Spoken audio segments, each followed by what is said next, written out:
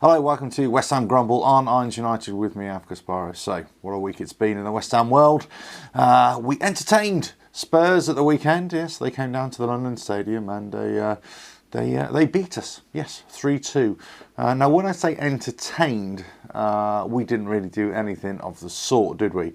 There are so many issues going on with our club right now. There's so many issues with the squad, with the management. It's hard to know where to start. Let's just start at the back, shall we? First of all, Roberto.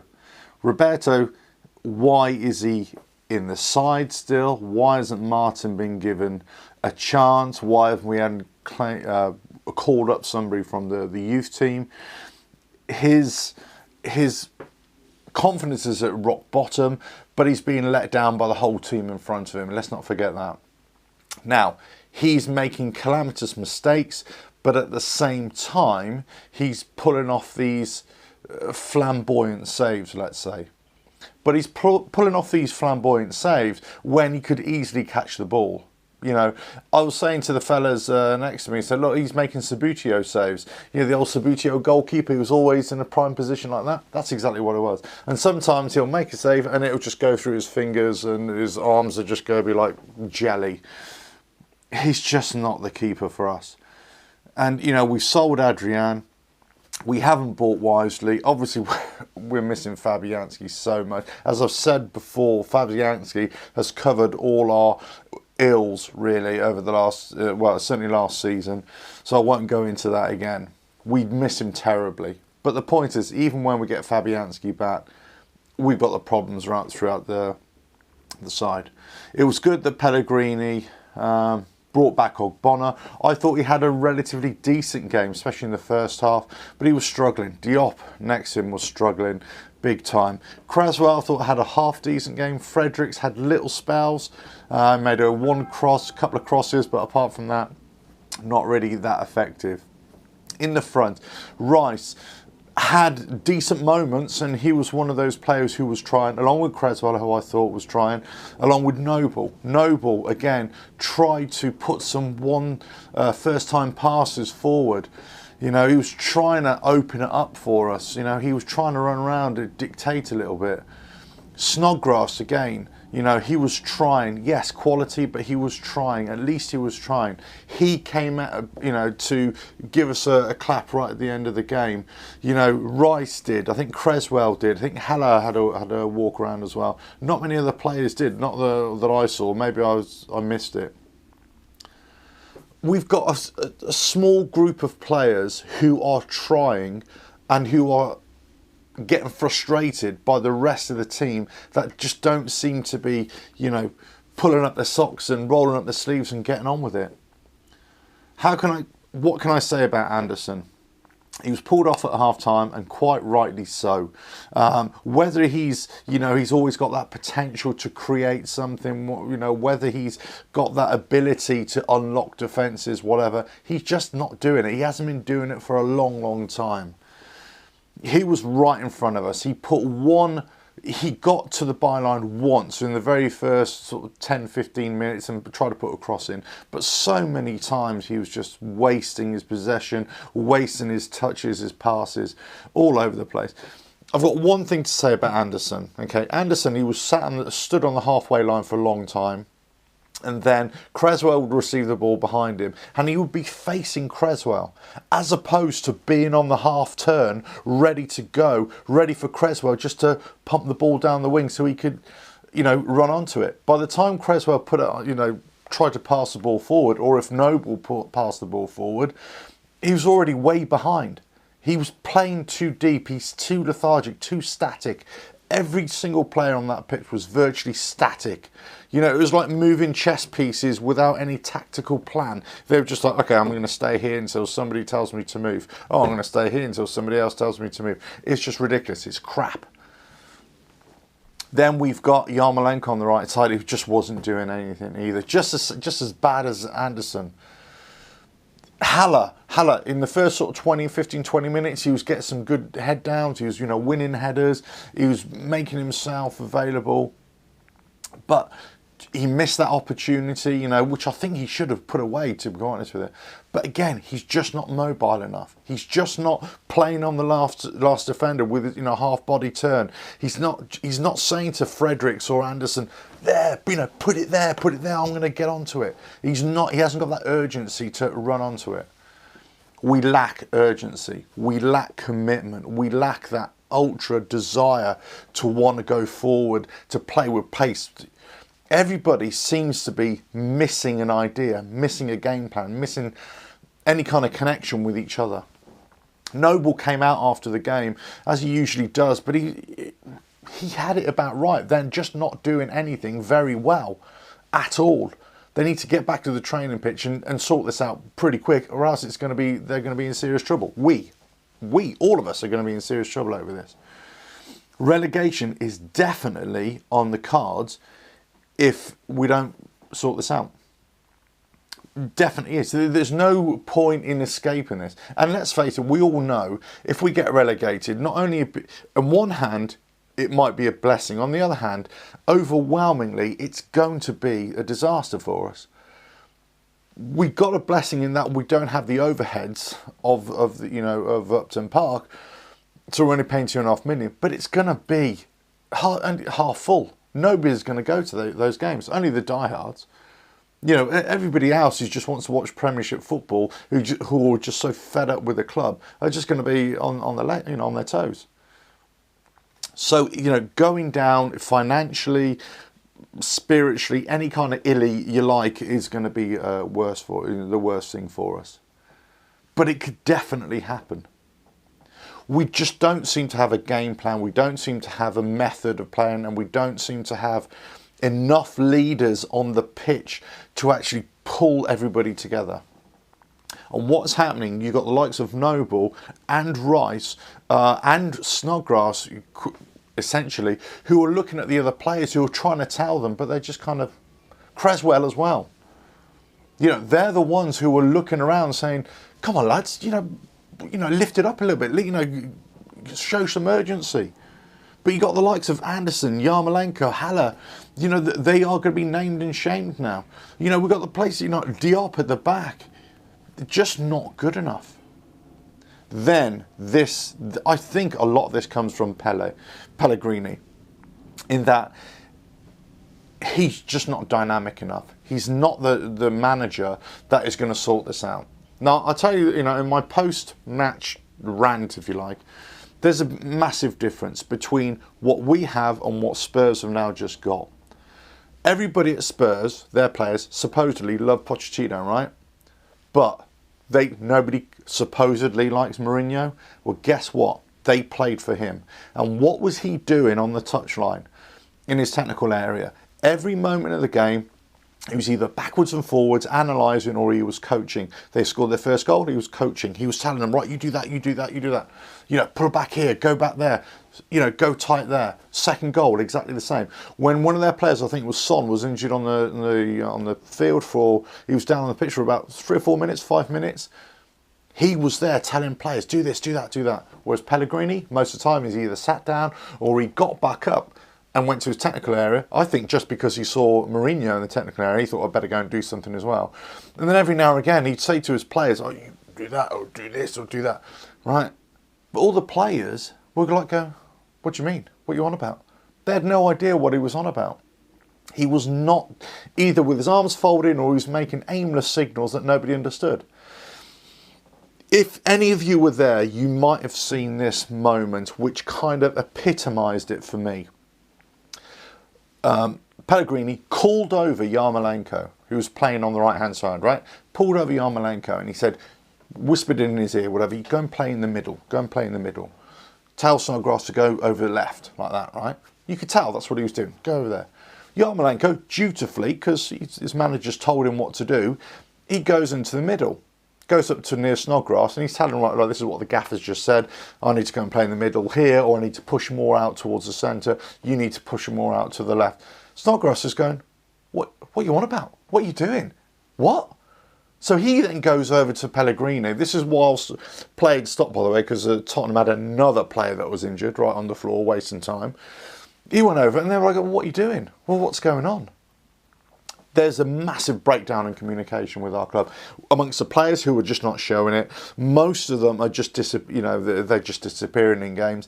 They're not even caring whether they play or not. They look like lost lambs, zombies, as I like to call them, headless chicken. They just don't know what they're doing. But it comes from the top. Pellegrini. It's there.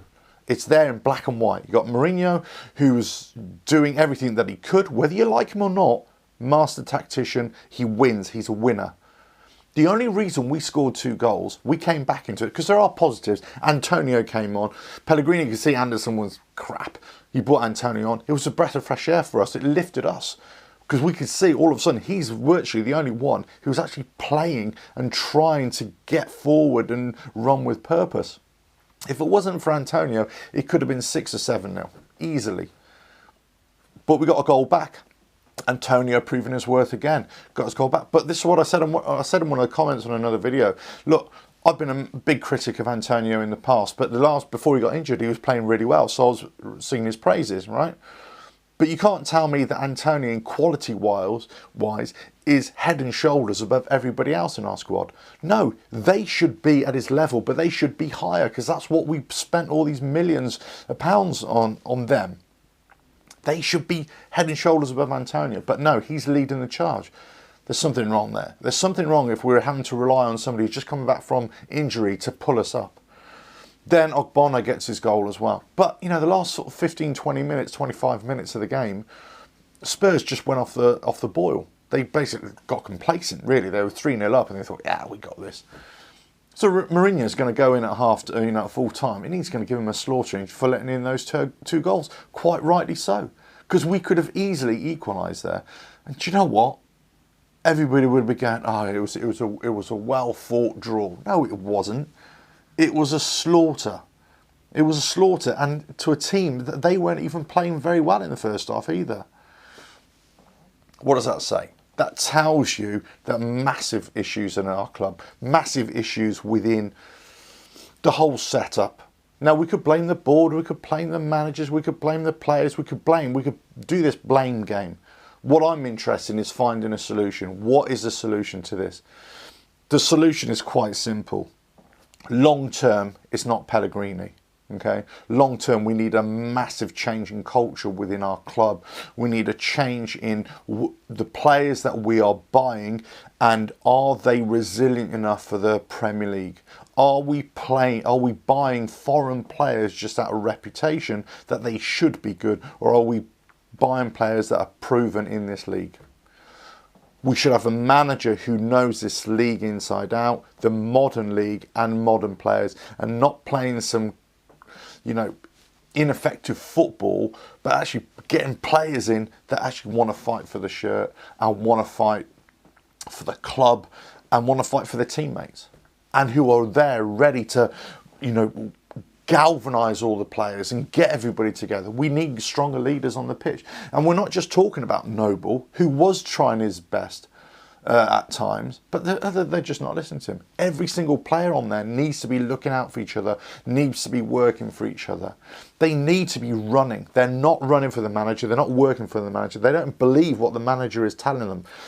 If they're not doing that, there's no point in having a manager there. There's no point in Pellegrini there. So the second question is then, who do we get? Do we stay with Pellegrini to the end of the season and hope that he keeps us up? Or, and we hope that there are 3 worse teams, 3 worse teams than us? Or do we get rid of him now, but who do we get? Do we get another dinosaur? Do we get somebody who's gone off to China and, well, that's it, he's bound to do great? Or do we go for somebody young, dynamic? Do we get somebody who knows the club? Do we get as a number 2? Do we get somebody, people keep on talking about, ex-players here, whatever you can name, there's a whole handful. But do we get somebody like as a number 2? Well, why would they leave their jobs to come in the basket case that we are as a number 2? They should stay where they are. Should we get somebody like, I don't know, should we get Paolo Di Canio in, who'll come in, who is a taskmaster when it comes to coaching and when it comes to discipline and everything like that? I know it because I know what he was like at Swindon for a start. And you know, and at Sunderland, he fell out with people because he was a taskmaster. That's what we need. But would he be effective? I doubt he would, even as a number one or a number two. There has to be a culture change. The players need to look at themselves and look at what they're doing. The coaching staff need to look at themselves. But we need somebody young and dynamic. But nobody's going to come to us. Eddie Howe's not going to come to us right now. No chance. Why would he leave Bournemouth to come to us? You know, who else? Sean Dyche. He's not going to leave Burnley to come to us. No chance.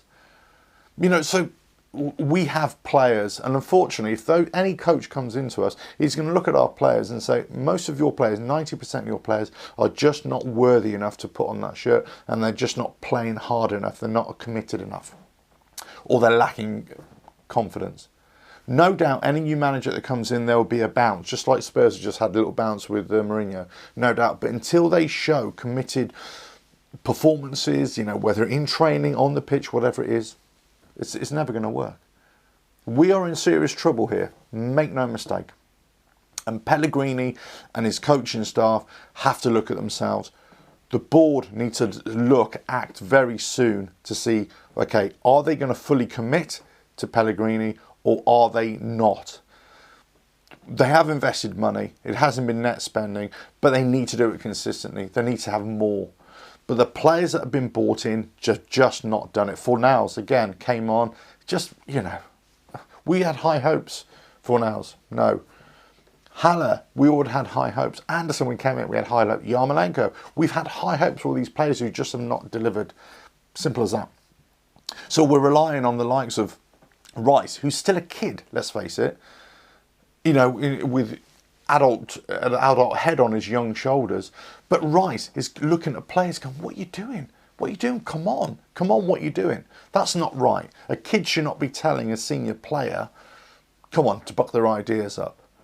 So we've got the likes of Creswell, the likes of Rice and Noble and Snodgrass. There's a theme there, isn't there? British players, you know, who may not have the quality, let's say, in terms of these £40 million players, but they're the ones who are barely holding the team together.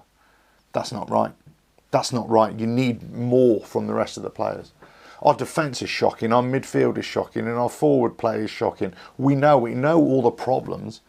But there's no point in keep on going on about how crap we are, how bad we are. We need to find solutions. And the solution is reset the formation, be more resolute in defence, change the way you're playing, change your tactics per game, in games and for each game, according to the opposition. And then look to burst forward with power and pace. And to get lots of crosses in and to make sure that everybody is playing for each other and working for each other. That's the only way this is going to work, because otherwise, no matter what you try and do, I say, oh yeah, we're going to bolster up the defence, right? But if the rest of your midfield and your forward line aren't playing for each other, it's a waste of time. We could say, well, we're going to, you know, concentrate on going forward. But if your defence is shocking and your goalkeeper's just half asleep, or he wants to pull off a fantasy save all the time, then we're onto a hiding. Either way, it's not just about tinkering now. This is about a whole view of the club, a whole view of the squad, and a whole view of our tactics. And that comes down to Pellegrini. And it's showing week in, week out, game by game, that he's not changing. He wasn't changing last season, and he's not changing this season. Our players are just not performing. They're either playing in the wrong positions, they're just not happy about their playing, or they just don't have the confidence to express themselves or take opportunities when they arise. That's the problem. Anyway, look, let me know what you think in the comments. You know, we could go on for hours and hours about this. I've probably harped on enough as it is. But just tell me what you think. Tell me what you think about this. You know, should we get rid of Pellegrini? But who do we get in? You know, I personally, if I'm going to go for another, if I'm saying, right, okay, from now on, I'm not going to go for a short-term manager. I'm not going to go for a big-name manager. What I'm going to go is for a strong number two who's learnt off the best, and I'll probably get a strong number two to support him. So this would be my dream team. And I know it's completely left field here, but I'll tell you why. Okay, I would go to Man City and I would say, right, Mikel Arteta, okay, you've learnt from the best, Pep Guardiola, Can we entertain you at West Ham? Right, you need somebody who knows the West Ham club, the West Ham mentality, the fans. Right, let's get somebody who's a fan's favourite who will know about West Ham. Right, Paolo, do you want to come in and support the? Get these two together, get them working. I know this is never going to happen, but what I'm saying is, let's look to the long term, to the future. It doesn't have to be Di Canio, it could be anybody else. But let's put young management, fresh ideas and going forward. And we accept where we are today. And even if we get relegated, we got somebody who's going to build for the future and going for the future. Because that could bring us back and then build on. Because right now we're on a massive downward spiral and it just hasn't improved. It hasn't improved at all. And it's got worse. Let's face it, it has got worse. Slav went. Say what you will about that, but Slav went, Moyes came in, steadied the ship. That wasn't deemed good enough. You know, Pellegrini has come in. I've been a critic at Pellegrini right from the very first game. You know I have. But it's just got worse and worse now. He's not dynamic enough. He's out of ideas and the players aren't playing for him. We need a change. That's it. So that would be my solution. I don't think we can go for big name managers. We can't afford to be paying these massive wages or salaries or contracts to big managers who just do not deliver. We're going to get stung for Pellegrini. We need to rethink this whole process. Yes, we could go on about the board and want them out of the club and saving, you know, selling up and all that kind of stuff. But essentially, that doesn't solve our issue right now. Our issue right now is turning this season around and saving us ourselves. And the only way we're going to do that is a quantum shift amongst the players, the playing staff and the coaching. And if the coaching staff and management can't do it, they need to be got rid of. We need some fresh eyes in there and say, right, everybody, team meeting, let's pull this together right now. And you have to be ruthless and say, right, if you're not playing properly or training properly, you're not starting. You're out the starting lineup. You're off the subs bench. Right, who's been out of favour? Masuaku, right, okay, fresh start for you, let's come in. Okay, youth players, you know, whoever it is from the under-23s, say, right, okay, let's have a good look at you. Let's get you in with the first team. Let's all start training together and let's start playing you up. Let's recall Diangana. You know, these kind of players. Let's do something, change it up because it's just not working right now. Anyway, look, that's my grumble this week. If you were there, you know we all felt the same because it was just awful. You know, those two goals just papered over the cracks, papered over the chasms. I would say, not cracks, because they're massive chasms. But if you saw it on TV, if you saw the highlights, you'll know what I mean. This is just not an isolated game. This has been going on for weeks, and there's no change. The attitude, the comments from the players is the same. You can see the comments from Pellegrini is the same. And it doesn't matter that somebody like Mikel Antonio comes out afterwards and says, oh, I'm gutted by that result. You should be gutted by that result, but I'll tell you what, you should be gutted by the performance more of your teammates. You can hold your head up high. Virtually every other player can't. That's what you should be gutted about. Because if we had equalised, that would have been in the injustice of the game. That would have been an injustice because that would not have solved our problems. And we got massive problems. Anyway, over to you. Let me know what you think in the comments. Subscribe to Irons United. We've got to hope for a better tomorrow, haven't we? We've got to hope for a better tomorrow. Right, see you after the next game. Ta-da now.